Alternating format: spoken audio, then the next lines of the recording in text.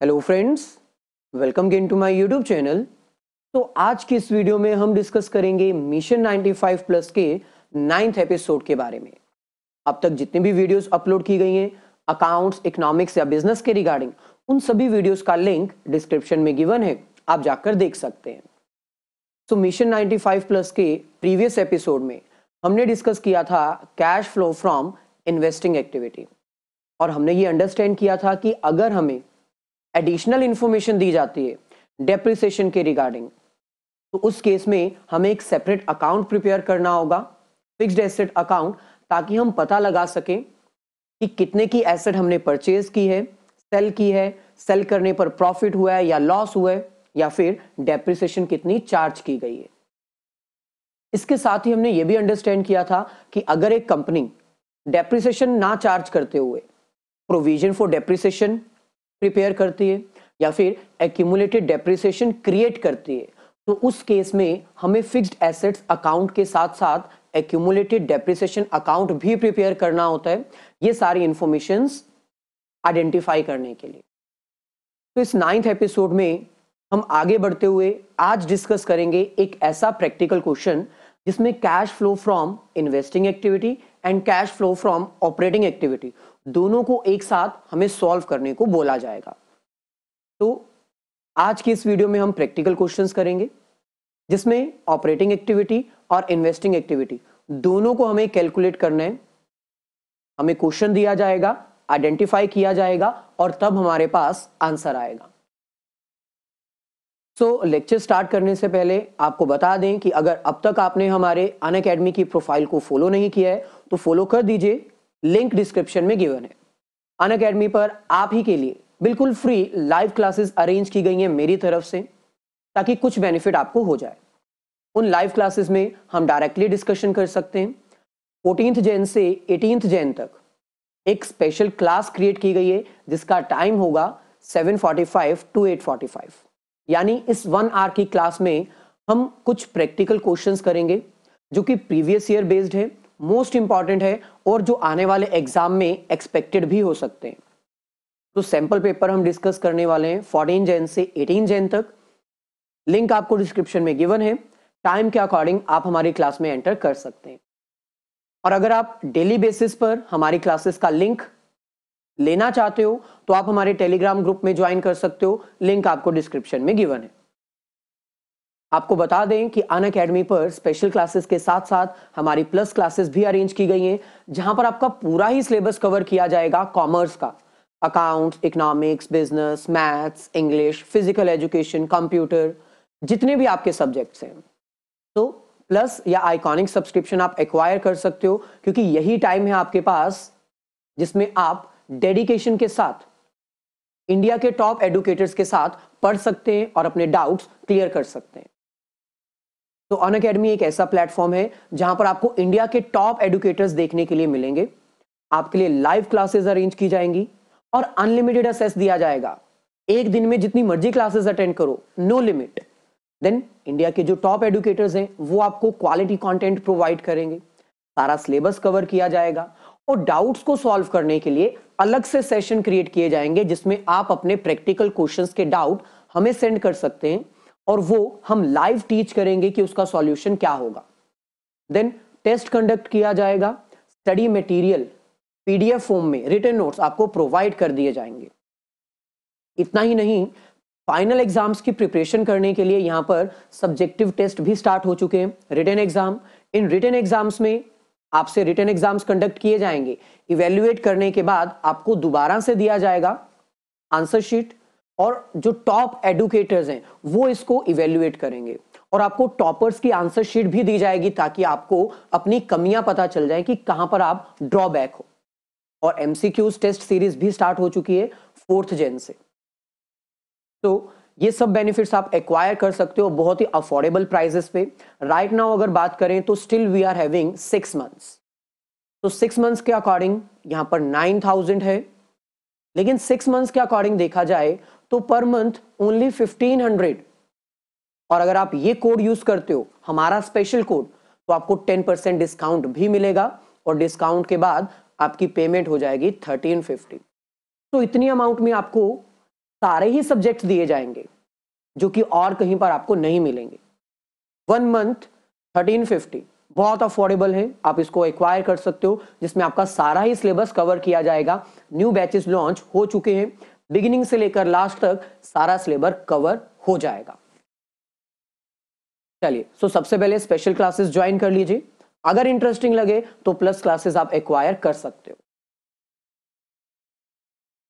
चलिए, अब हम आ जाते हैं सबसे पहले एक बार cash flow from operating activity and cash flow from investing activity का फॉर्मेट दोबारा से रिवाइज कर लेते हैं, ताकि जब हम प्रैक्टिकल क्वेश्चन सॉल्व करें तो हमें कोई दिक्कत ना आए। सो ये हमारे पास फॉर्मेट है। Cash flow from operating activity में सबसे फर्स्ट स्टेप आपको क्या चाहिए होते हैं? Net profit before tax and extra ordinary item, जिसके लिए आपको आइडेंटिफाई करना पड़ेगा कि क्वेश्चन में आपको सरप्लस गिवन है कि नेट प्रॉफिट।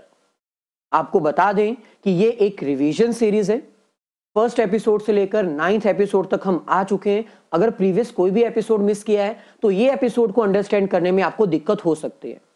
तो आपको रिकमेंड करूंगा कि अगर आप डायरेक्टली इस एपिसोड पर आए हो तो प्रीवियस एपिसोड एक बार अच्छे से जरूर वॉच कर लेना, ताकि इन डेप्थ आपको सारी नॉलेज मिल जाए। तो सबसे पहले आपको ऑपरेटिंग एक्टिविटी कैलकुलेट करने के लिए ये फाइंड आउट करना पड़ेगा कि क्वेश्चन में आपको क्या दे रखा है, सरप्लस या नेट प्रॉफिट। क्योंकि अगर सरप्लस दिया हुआ है तो ट्रीटमेंट अलग होगा, और अगर नेट प्रॉफिट दिया हुआ है तो ट्रीटमेंट अलग किया जाएगा। उसके बाद आपको कैलकुलेट करना है operating profit before working capital changes. Operating profit before working capital changes को कैलकुलेट करने के लिए आपको non cash and non operating activities को प्लस और माइनस करना होगा। प्लस हम किसको करेंगे? एक्सपेंसेस को, और माइनस किसको करेंगे? प्रॉफिट्स को। नेक्स्ट आपको कैलकुलेट करना है operating profit after working capital changes. इसके लिए आपको क्या करना होगा? करंट एसेट्स और करंट लायबिलिटीज में जो भी चेंज आया है उसको प्लस या माइनस करना होगा। किसको प्लस करना है, किसको माइनस करना है, ये ऑलरेडी एक्सप्लेन्ड है। देन फोर्थ स्टेप में आपको फाइंड आउट करना होगा cash flow before extra ordinary items.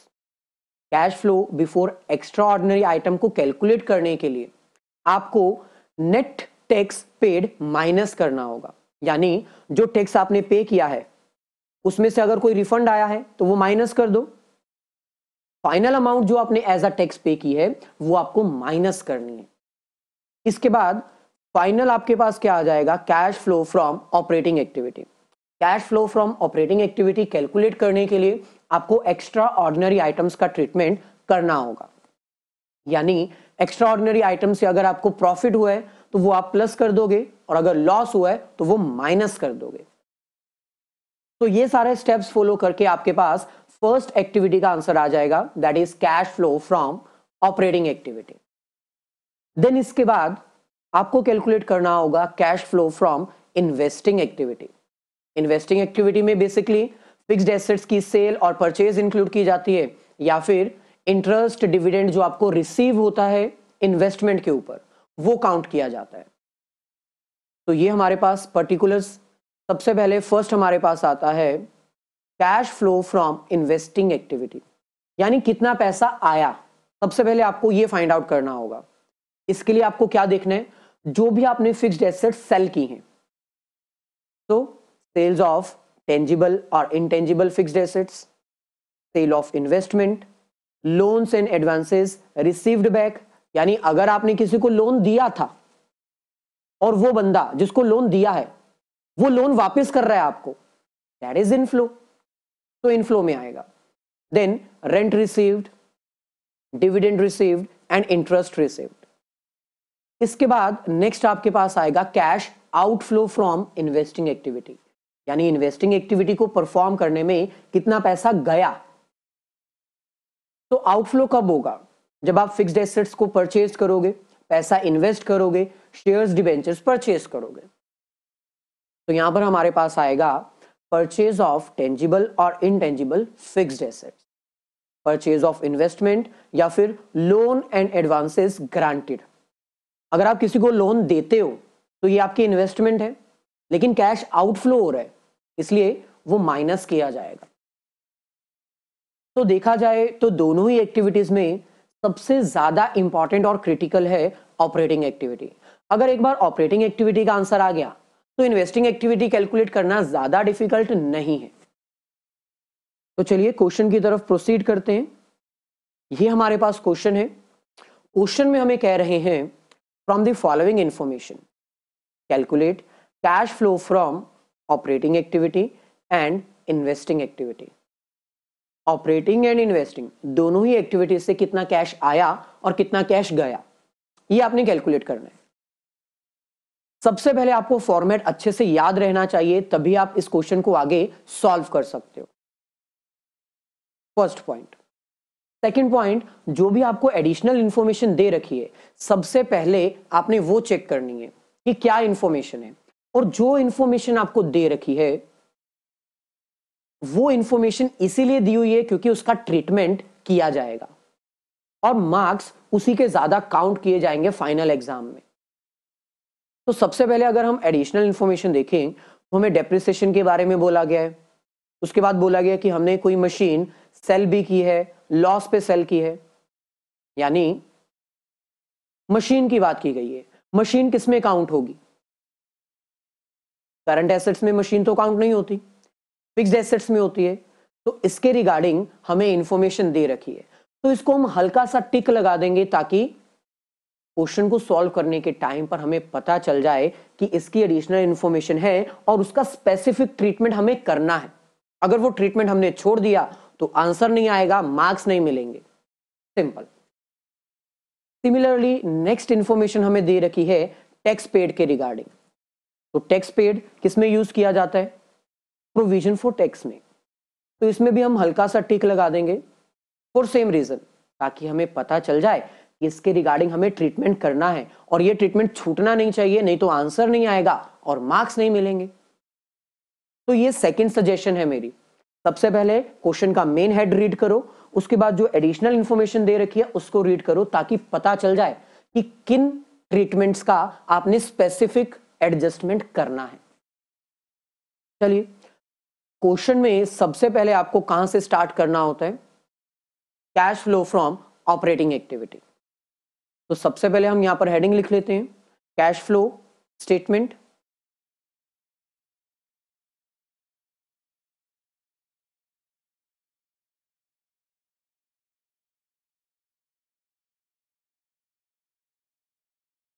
आप भी मेरे साथ सॉल्व कर सकते हैं और आंसर मैच कर सकते हैं, practice purpose, for practice purpose. तो कैश फ्लो स्टेटमेंट, पर्टिकुलर्स,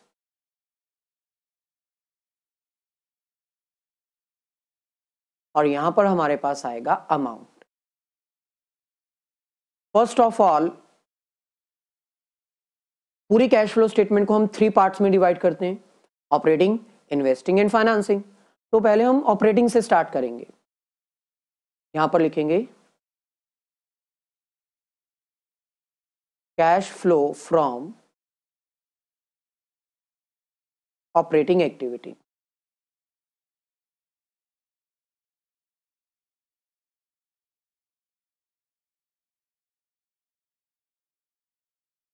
तो cash flow from operating activity first of all कहां से स्टार्ट होती है? नेट प्रॉफिट या सरप्लस, दोनों में से हमें कोई एक इंफॉर्मेशन चाहिए, तभी हम आगे प्रोसीड कर पाएंगे और cash flow from operating activity calculate कर पाएंगे।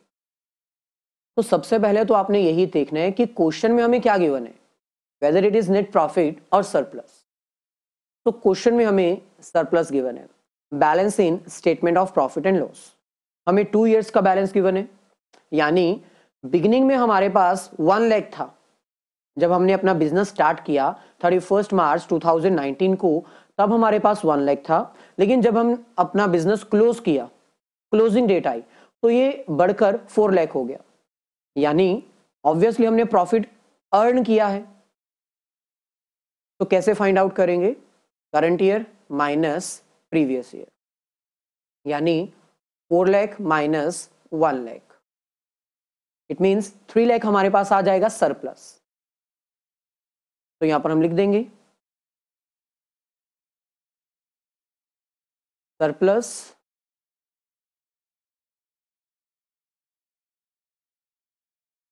balance in statement of profit and loss, that is 3 lakh. अब क्योंकि हमें क्वेश्चन में सरप्लस दे रखा है, इसका मतलब ये वो बैलेंस है जिसमें से proposed dividend, provision for tax, transfer to reserve सब कुछ कर चुके हैं, मतलब इसमें से सब कुछ माइनस्ड है और हमें बैक जाने के लिए वो सारी चीजें प्लस करनी होंगी। तो क्वेश्चन में जो इन्फॉर्मेशन है हम उसको देखेंगे और उसके अकॉर्डिंग प्लस करेंगे।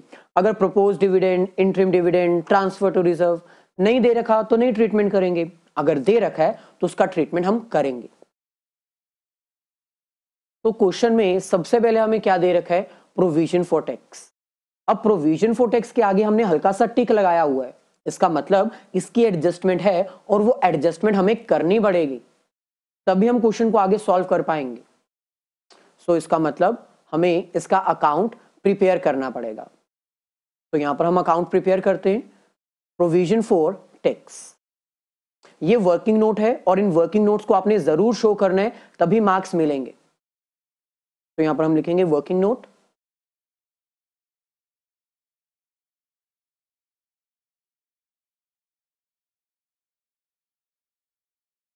Provision for tax account. अब प्रोविजन फॉर टैक्स वो पार्ट होता है प्रॉफिट का जो हमने निकाल के साइड पे रखा हुआ है। प्रोविजन फॉर टैक्स ऑलरेडी आपको एक्सप्लेन्ड है, ये प्रॉफिट का वो पार्ट होता है जो हम निकाल के साइड पे रख देते हैं फ्यूचर में होने वाली टैक्स लायबिलिटीज को पे करने के लिए। तो इसका मतलब इसका बैलेंस क्रेडिट साइड से स्टार्ट होगा। तो यहां पर हम लिखेंगे बाय बैलेंस ब्रोट डाउन और यहां पर हमारे पास आएगा टू बैलेंस कैरिड डाउन। तो क्वेश्चन के according provision for tax beginning और क्लोजिंग दोनों में 30,000 गिवन है, तो दोनों में 30,000 लिख देते हैं। लेकिन ऑलवेज ऐसा नहीं होगा कि आपको सेम दिया हो, तो इसलिए आपको याद रखना है कि ओपनिंग ईयर का क्रेडिट साइड से स्टार्ट होगा 30,000।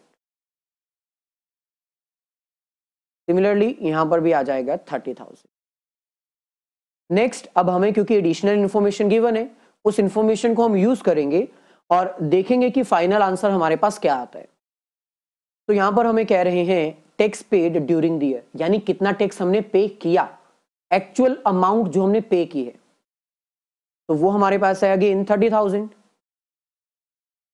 तो यहां पर हम लिख देंगे टू बैंक। आप पेमेंट कर रहे हैं तो पैसा तो देना पड़ेगा, इसलिए टू बैंक पैसा जा रहा है 30,000। तो इस केस में हमें तीनों ही इंफॉर्मेशन 30,000 दी हुई थी, तो बैलेंस करने पर बैलेंसिंग फिगर भी 30,000 ही आएगी। यहां पर हम लिखेंगे बाय प्रॉफिट एंड लॉस और ये हमारा क्या होगा, बैलेंसिंग फिगर। और ये बैलेंसिंग फिगर होगी क्या, ये होगा वो टैक्स जो करंट ईयर का प्रोविजन माना जाएगा, यानी provision for current year. Provision for tax की ये करंट ईयर मानी जाएगी, अमाउंट हमारे पास आएगी 30,000। तो आपको तो पता है जो प्रोपोज्ड डिविडेंड होता है वो प्रीवियस ईयर का प्लस किया जाता है और जो प्रोविजन फॉर टैक्स होता है वो करंट ईयर का प्लस किया जाता है। तो ये सारा प्रिपेयर करने के बाद ये क्या है, टैक्स पेड, जो कि लास्ट में माइनस किया जाएगा, और ये क्या है, एक्चुअल प्रोविजन, करंट ईयर की प्रोविजन, जिसको हम प्लस करेंगे 30,000।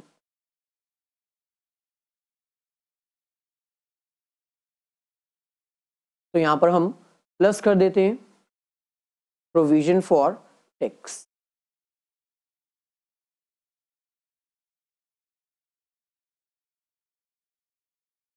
That is 30,000। Provision for tax plus करने के बाद नेक्स्ट हमारे पास है ट्रेड पेबल्स। ये अभी हम काउंट नहीं करेंगे क्योंकि ये वर्किंग कैपिटल चेंज में देखा जाता है। ऐसे ही करंट एसेट्स, इसको भी हम काउंट नहीं करेंगे।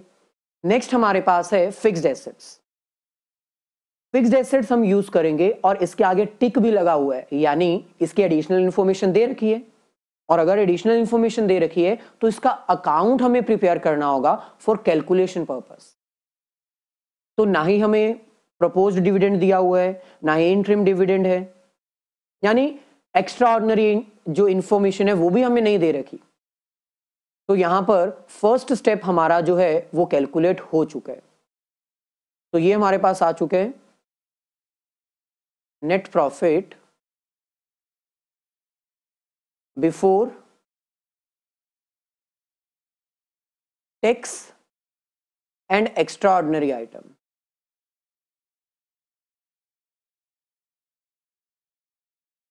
तो ये हमारे पास आ जाएगा 3,30,000। इसके बाद हमें क्या करना है, operating profit before working capital changes को फाइंड आउट करना है। और उसके लिए हमें क्या करना होगा, माइनस करना होगा non operating and non cash items. तो यहां पर हम मेंशन कर देते हैं, माइनस करेंगे non cash and non operating expenses. Expenses को हम प्लस करेंगे, एक्सपेंसेस को हम प्लस करेंगे और अगर प्रॉफिट होगा उसको माइनस करेंगे। तो हमें देखना होगा नॉन कैश और नॉन ऑपरेटिंग एक्सपेंसेस या इनकम हमें क्या दे रखा है। तो क्वेश्चन में अब हमें ये लास्ट इंफॉर्मेशन यूज करनी है और इसकी एडिशनल इंफॉर्मेशन को देखना है, अकाउंट प्रिपेयर करना होगा। तो ये हमारे पास आएगा वर्किंग नोट नंबर 2 और यहां पर हम प्रिपेयर करेंगे फिक्स्ड एसेट अकाउंट।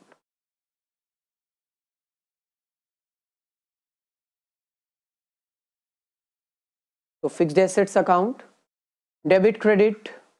अब क्योंकि ये एसेट है, इसका मतलब बैलेंस इसका ओपनिंग कहां से स्टार्ट होगा, हमेशा डेबिट साइड से, क्योंकि एसेट का बैलेंस डेबिट साइड होता है। तो यहां पर हम सबसे पहले लिखेंगे टू बैलेंस ब्रोट डाउन और यहां पर लिखेंगे बाय बैलेंस कैरी डाउन, यानी opening balance and closing balance, जो कि हमें क्वेश्चन में ऑलरेडी गिवन है। और यहां पर नेट का मतलब क्या है, नेट का मतलब है कि डेप्रिसिएशन डिडक्टेड है कौन से ईयर की, जो प्रीवियस ईयर है और जो करंट ईयर है उसकी डेप्रिसिएशन के रिगार्डिंग सारे ट्रीटमेंट्स किए हुए हैं। बस आपको एडिशनल इंफॉर्मेशन का यूज करना है और कुछ नहीं। तो एडिशनल इंफॉर्मेशन हम देखते हैं, पहले हम बैलेंस मैच कर देते हैं। यहां पर opening is 3,25,000 and closing is 3,92,000। अगर हम इस बैलेंस को ऑब्जर्व करें तो फिक्स्ड एसेट्स का बैलेंस इंक्रीज हो रहा है। इंक्रीज होने का मतलब हमने फिक्स्ड एसेट्स को परचेज किया होगा, लेकिन जरूरी नहीं है हमने परचेज किया होगा। हो सकता है हमने कुछ पोर्शन सेल किया हो, कुछ पोर्शन परचेज किया हो। तो बिना एडिशनल इंफॉर्मेशन के आप इस क्वेश्चन को सॉल्व नहीं कर सकते। तो फिक्स्ड एसेट कैसे प्रिपेयर करना है, जब एक कंपनी डेप्रिसिएशन प्रिपेयर कर रही है वो आपको बता दिया गया है। और फिक्स्ड एसेट अकाउंट कैसे प्रिपेयर करना है जब एक company accumulated depreciation account prepare करती है, वो भी आपको इन्फॉर्म कर दिया गया है। सो फिलहाल यहां पर डेप्रिसिएशन है, यानी हमें एक्यूमुलेटेड डेप्रिसिएशन अकाउंट प्रिपेयर करने की बिल्कुल जरूरत नहीं है। हमें सिर्फ एक ही अकाउंट प्रिपेयर करना है, that is fixed asset account. तो ओपनिंग बैलेंस हमारे पास गिवन है 3,25,000। आई होप अब तक आपने ये वीडियो अपने फ्रेंड्स के साथ जरूर शेयर कर दिए, क्योंकि आपकी शेयरिंग मेरे को मोटिवेट करती है ज्यादा से ज्यादा वीडियोस अपलोड करने में। अगर आप चाहते हैं ऐसे ही आपको डेली बेसिस के ऊपर ये सीरीज मिल जाए और आपका सारा सिलेबस कंप्लीट हो जाए 95 प्लस सीरीज का, तो जल्दी से इसको अपने सभी फ्रेंड सर्कल में शेयर कर दीजिए और वीडियो को लाइक कर दीजिए। क्लोजिंग बैलेंस हमारे पास गिवन है 3,92,000। अब एडिशनल इंफॉर्मेशन को रीड करते हैं। एडिशनल इंफॉर्मेशन में हमें कह रहे हैं depreciation of 80,000 was provided. Depreciation total कितनी है फिक्स्ड एसेट्स की, 80,000। डेप्रिसिएशन वो वैल्यू होती है जिससे मशीन की वैल्यू डिक्रीज हो जाती है, यानी फिक्स्ड एसेट्स की वैल्यू डिक्रीज हो जाती है। अब क्योंकि फिक्स्ड एसेट्स की वैल्यू डिक्रीज हो रही है, इसका मतलब हमें इसको क्रेडिट साइड रिकॉर्ड करना होगा। क्या लिखेंगे, बाय डेप्रिसिएशन 80,000। तो डेप्रिसिएशन वो अमाउंट है जिसको हम नॉन कैश एक्सपेंसेस मानते हैं। तो हमें फर्स्ट अमाउंट मिल चुकी है जो कि नॉन कैश एक्सपेंस है 80,000, तो इसको इमीडिएटली हम प्लस कर देंगे। तो यहां पर हम लिख देते हैं डेप्रिसिएशन ऑन फिक्स्ड एसेट्स।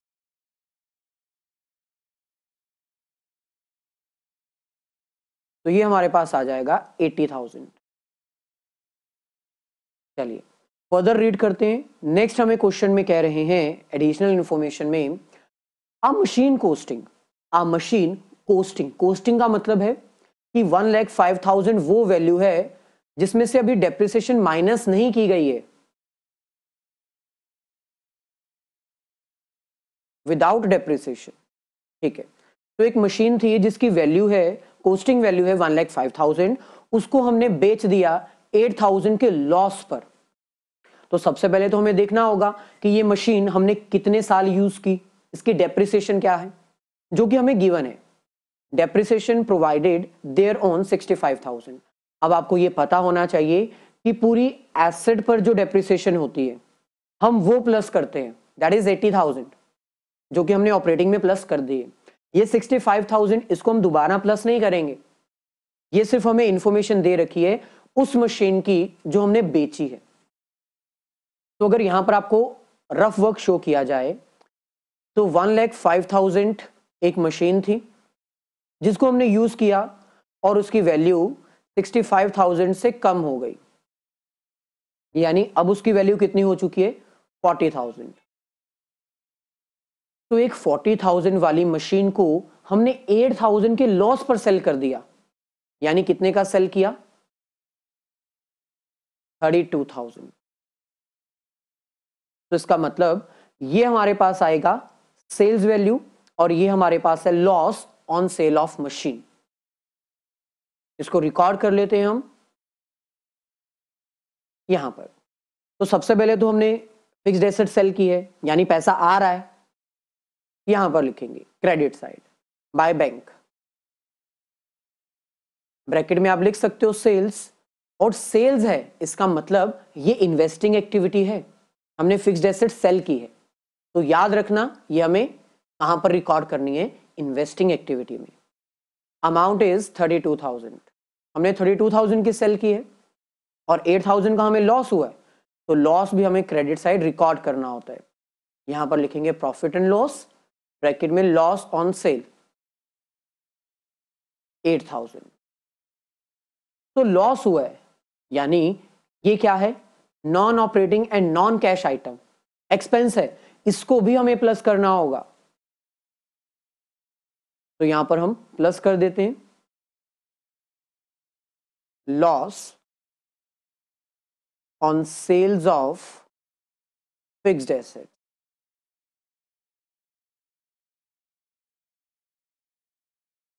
तो ये हमारे पास आ जाएगा 8,000। तो ये भी हमारा कंप्लीट हो गया, यानी 88,000 अगर हम 3,30,000 में प्लस कर देंगे तो नेक्स्ट आइटम हमारे पास क्या आ जाएगी, ऑपरेटिंग प्रॉफिट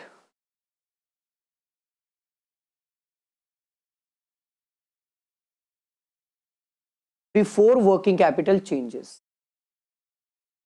मतलब कैश फ्लो स्टेटमेंट डिफिकल्ट नहीं है, अगर आपको सीक्वेंस पता है तो ये डिफिकल्ट बिल्कुल भी नहीं है। तो operating profit before working capital changes, तो ये फर्स्ट स्टेप, ये हमारे पास सेकंड स्टेप। तो प्लस कर देते हैं 3,30,000 प्लस 88,000, तो ये हमारे पास आएगा 4,18,000।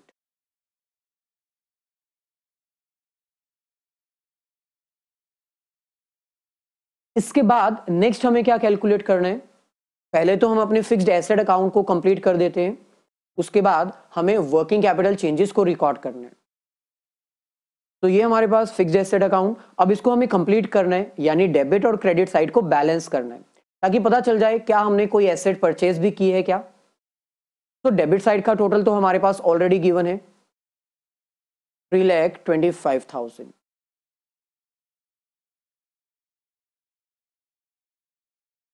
और यहां पर हमारे पास टोटल कितना है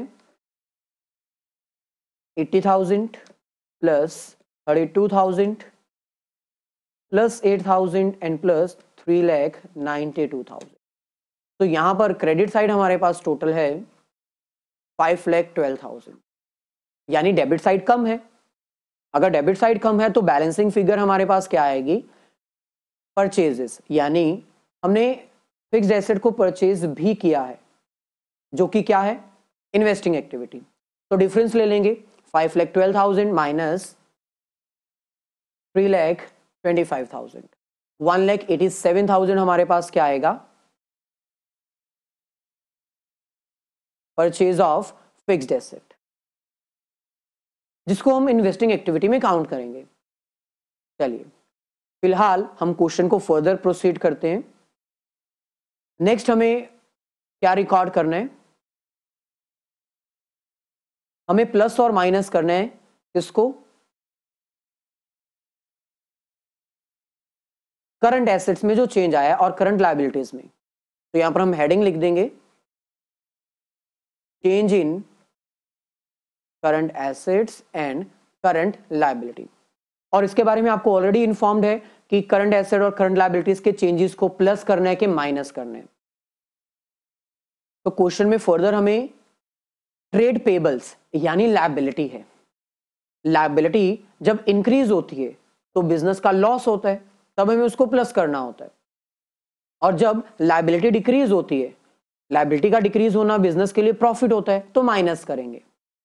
तो ये हमें इंफॉर्मेशन गिवन है। पहले हमारे पास लायबिलिटी थी 40,000, अब वो इंक्रीज होके हो चुकी है 1,50,000। लायबिलिटी इंक्रीज हो रही है, यानी पहले के मुकाबले अब हमें ज्यादा पैसे देने पड़ेंगे। तो लायबिलिटी का इंक्रीज होना बिजनेस के लिए लॉस होता है, और लॉस को हम क्या करते हैं, प्लस। कितना प्लस करेंगे, डिफरेंस 1,10,000। तो करंट लायबिलिटी इंक्रीज हो रही है, इसलिए हम प्लस करेंगे। तो यहां पर लिख देंगे add increase in current liability 1,10,000। ऐसे ही नेक्स्ट हमारे पास है करंट एसेट्स। अब करंट एसेट्स में आपको ध्यान रखना होगा कि हमें cash and cash equivalents, bank balance, marketable securities, short term securities, short term investment, ये ट्रीटमेंट यहां पर नहीं करने होते। ये ट्रीटमेंट बिल्कुल लास्ट में किए जाते हैं।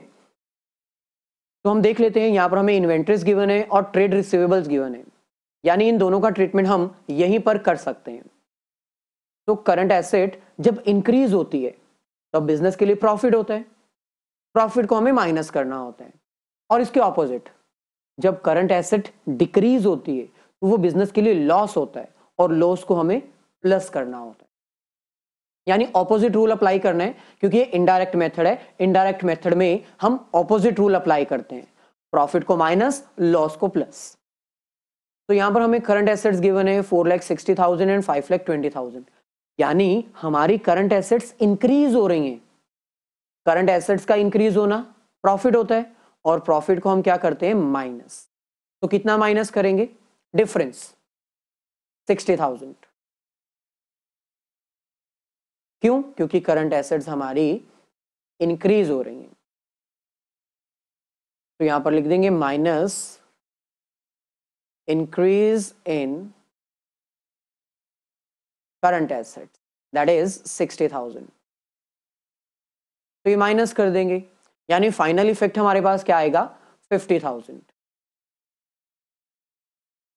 तो प्रीवियस हमारे पास कितना था, बिफोर वर्किंग कैपिटल चेंजेस 4,18,000। तो यहां पर हम लिख देते हैं 4,18,000। तो 4,18,000 में अगर हम प्लस करेंगे 50,000 तो नेक्स्ट हेडिंग हमारे पास आ जाएगी, दैट इज ऑपरेटिंग प्रॉफिट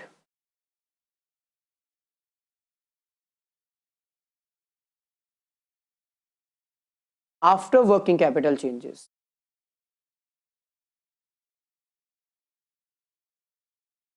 यानी थर्ड हेडिंग।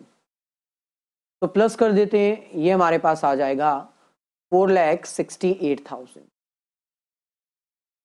इसके बाद नेक्स्ट हमें ट्रीटमेंट करनी होती है to find out operating profit before extraordinary item, और वो करने के लिए हमें क्या करना होगा, टैक्स के रिगार्डिंग ट्रीटमेंट करना होगा। जो हमने टैक्स एक्चुअल में पे किया है वो हमें यहां पर माइनस करना होगा। तो टैक्स जो हमें एक्चुअल में पे किया है दैट इज 30,000, ये हम माइनस कर देंगे। तो यहां पर हम माइनस कर देते हैं net tax paid. Net tax paid का मतलब होता है जितना हमने टैक्स पे किया माइनस अगर उसमें से कोई रिफंड आया है। हमें तो कोई रिफंड नहीं आया, इसका मतलब 30,000 हमने पूरी पेमेंट की है, तो ये हम यहां माइनस कर देंगे। अब माइनस कर रहे हैं तो ब्रैकेट में लिखना ताकि पता रहे ये हम माइनस कर रहे हैं। तो नेक्स्ट हेडिंग हमारे पास आ जाएगी operating profit before extraordinary item, that is 4,38,000। अब हमें क्या करना है, एक्स्ट्रा ऑर्डिनरी आइटम का ट्रीटमेंट करना है, लेकिन हमें तो क्वेश्चन में कोई एक्स्ट्रा ऑर्डिनरी आइटम दी ही नहीं हुई है। इसका मतलब एक्स्ट्रा ऑर्डिनरी आइटम का कोई ट्रीटमेंट हमें करने की जरूरत नहीं पड़ेगी। सो इसी को हम क्या लिख सकते हैं, आफ्टर एक्स्ट्रा ऑर्डिनरी आइटम, या फिर अब ये हमारे पास फाइनल आंसर आ चुका है और इसको हम क्या लिख सकते हैं, cash flow from operating activity. यानी ऑपरेटिंग एक्टिविटी परफॉर्म करने के बाद बिजनेस के पास कितना कैश आया, तो यहां पर हम लिखेंगे cash flow from operating activity. इतना करने के बाद नेक्स्ट हमें क्या ट्रीट करना है, cash flow from investing activity. तो cash flow from investing activity के रिगार्डिंग पूरे क्वेश्चन में हमें सिर्फ दो ही इंफॉर्मेशन गिवन है और वो दो इंफॉर्मेशन हमें यहां पर गिवन है। फर्स्ट हमारे पास है जो एसेट हमने परचेज की यानी आउटफ्लो, और सेकंड हमारे पास क्या है, जो अमाउंट हमें रिसीव हुई सेल्स करने पर दैट इज इनफ्लो। तो इन दोनों को हम रिकॉर्ड कर देंगे। Inflow is 80,000 and outflow is 1,87,000। तो यहीं पर हम मेंशन कर देते हैं। नेक्स्ट हमारे पास आएगा cash flow from investing activity. तो इसमें फर्स्ट हमारे पास क्या आता है, इनफ्लो, और जो कि हमें कहां से हुआ है, sales, sales of fixed asset, और वो हमारे पास कितनी है, 32,000। हमने 32,000 की सेल्स की है। नेक्स्ट हमारे पास आता है आउटफ्लो, यानी इन्वेस्टिंग एक्टिविटी से कितना कैश गया जो कि परचेज की थी हमने। तो यहां पर लिखेंगे परचेज ऑफ फिक्स्ड एसेट जो कि हमें गिवन है 1,87,000। तो इसको माइनस कर देंगे। तो 1,87,000 जो कि माइनस में है, 32,000 जो कि प्लस में है, minus plus that is minus. तो यहां पर नेगेटिव में हमारे पास आएगा 1,55,000। तो ये हमारे पास आंसर है इन्वेस्टिंग एक्टिविटी का और ये हमारे पास आंसर है ऑपरेटिंग एक्टिविटी का। देखा जाए तो operating activity main role perform करती है क्योंकि वो थोड़ी लेंथी है और क्रिटिकल है। इन्वेस्टिंग एक्टिविटी या फिर फाइनेंसिंग एक्टिविटी ज्यादा डिफिकल्ट नहीं है। आई होप ये कॉन्सेप्ट आपको क्लियर हो गया होगा कि कैसे आपने क्वेश्चन की स्टार्टिंग करनी है, कैसे रफ वर्क प्रिपेयर करना है और कैसे पूरे क्वेश्चन को शो करना है। अगर वीडियो अच्छी लगी है तो प्लीज मेरी वीडियोस को लाइक कर दीजिए और अपने सभी फ्रेंड्स के साथ शेयर कर दीजिए। All the very best, have a nice day, great day. मिलते हैं नेक्स्ट एपिसोड में, तब तक हमारी वीडियोस को लाइक करते रहिए, अपने फ्रेंड्स के साथ शेयर करते रहिए।